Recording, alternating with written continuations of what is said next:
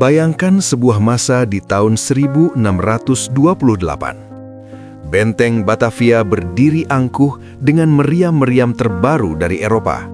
Di dalamnya, Gubernur Jenderal Jan Pieterszoon Koen merasa telah mengunci rapat gerbang kota. Namun, ia tidak menyadari bahwa setiap perintah yang ia bisikan di ruang rapat, setiap jumlah karung gandum yang masuk ke gudang, dan setiap titik lemah di dinding benteng telah dicatat oleh mata-mata yang tak terlihat. Di pedalaman Jawa, Sultan Agung, penguasa Mataram yang visioner, sedang mempelajari peta. Beliau tidak hanya mengandalkan ribuan prajurit berani mati, tapi beliau mengandalkan informasi. Inilah kisah tentang Telik Sandi, jaringan intelijen kuno Mataram yang sangat rahasia, yang mampu menembus tembok tebal kompeni tanpa perlu menghunuskan keris. Bagi Sultan Agung, menyerang Batavia tanpa informasi adalah bunuh diri. Jarak Yogyakarta ke Batavia itu sangat jauh, melewati hutan belantara dan rawa-rawa yang mematikan. Maka, dibentuklah unit intelijen yang disebut Telik Sandi. Secara filosofis, Telik Sandi diambil dari kata telik yang berarti mengintai, dan sandi yang berarti kode atau rahasia. Mereka bukan sekedar prajurit yang menyelinap, mereka adalah orang-orang terpilih yang memiliki kecerdasan di atas rata-rata, kemampuan bahasa yang mumpuni, dan ketahanan mental yang luar biasa. Prinsip mereka adalah weruh sadurunge winarah, yaitu mengetahui sebelum hal itu terjadi. Sultan Agung sadar bahwa VOC memiliki keunggulan teknologi, maka ia harus unggul dalam informasi. Bagaimana mereka masuk ke Batavia? Cara mereka sangat cerdik. Telik Sandi Mataram tidak menggunakan seragam, mereka menggunakan penyamaran yang paling tidak dicurigai. Pertama, penyamaran sebagai pedagang. Jawa adalah pemasok utama beras untuk Batavia. Sultan Agung mengirim intelijennya dalam iring-iringan pedagang beras. Sambil menimbang dagangan, mata mereka menghitung jumlah kapal perang yang bersandar di pelabuhan Sunda Kelapa. Kedua, penyamaran sebagai kaum rohaniawan atau santri. Mereka bergerak dari satu surau ke surau lain, mengumpulkan keresahan rakyat jelata, dan menjalin kontak dengan penduduk lokal di sekitar benteng. Bahkan, ada catatan yang menyebutkan para Telik Sandi ini ada yang menyamar sebagai pengemis, kuli panggul, hingga seniman jalanan.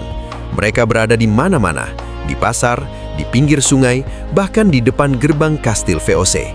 Mereka mendengar setiap percakapan serdadu Belanda yang sedang mabuk di kedai, lalu merangkumnya menjadi laporan strategis untuk sang raja. Hasil kerja intelijen ini bukan sekedar laporan di atas kertas. Berdasarkan informasi dari para mata-mata, Sultan Agung mengetahui bahwa kelemahan utama Batavia adalah sumber air. Inilah yang memicu strategi sabotase yang mengerikan. Pasukan Mataram berhasil membendung dan mencemari Sungai Ciliwung dengan bangkai hewan dan racun. Dampaknya sangat fatal. Penyakit kolera dan disentri menyebar di dalam benteng. Ribuan orang sakit, termasuk sang Gubernur Jenderal J.P. Koen yang akhirnya tewas dalam kondisi mengenaskan. Tanpa informasi akurat dari mata-mata mengenai alur air ini, serangan tersebut tidak akan pernah sesukses itu secara taktis. Tak hanya itu, para Telik Sandi juga menyebarkan rumor atau disinformasi untuk menakut-nakuti serdadu kompeni. Mereka menciptakan aura mistis bahwa pasukan Mataram bisa menghilang atau memiliki ilmu kebal yang secara perlahan merusak mental para tentara bayaran VOC. Lalu bagaimana informasi ini sampai ke pusat Mataram di Jawa Tengah dengan cepat?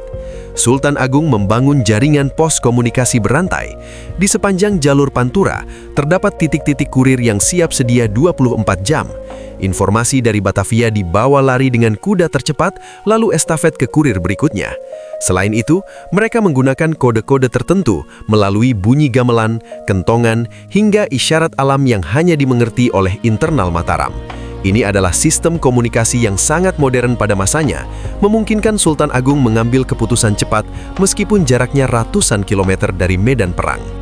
Sejarah mencatat bahwa Mataram memang gagal mengusir VOC sepenuhnya dari tanah Jawa pada serangan tersebut, terutama karena faktor kelaparan akibat lumbung padi Belanda yang dibakar Belanda. Namun, kehebatan intelijen Sultan Agung tetap menjadi legenda. Ia membuktikan bahwa kedaulatan sebuah bangsa tidak hanya dijaga dengan tajamnya tombak, tapi juga dengan tajamnya pikiran dan akurasi informasi. Telik Sandi Mataram adalah nenek moyang dari sistem intelijen yang kita kenal hari ini di Indonesia.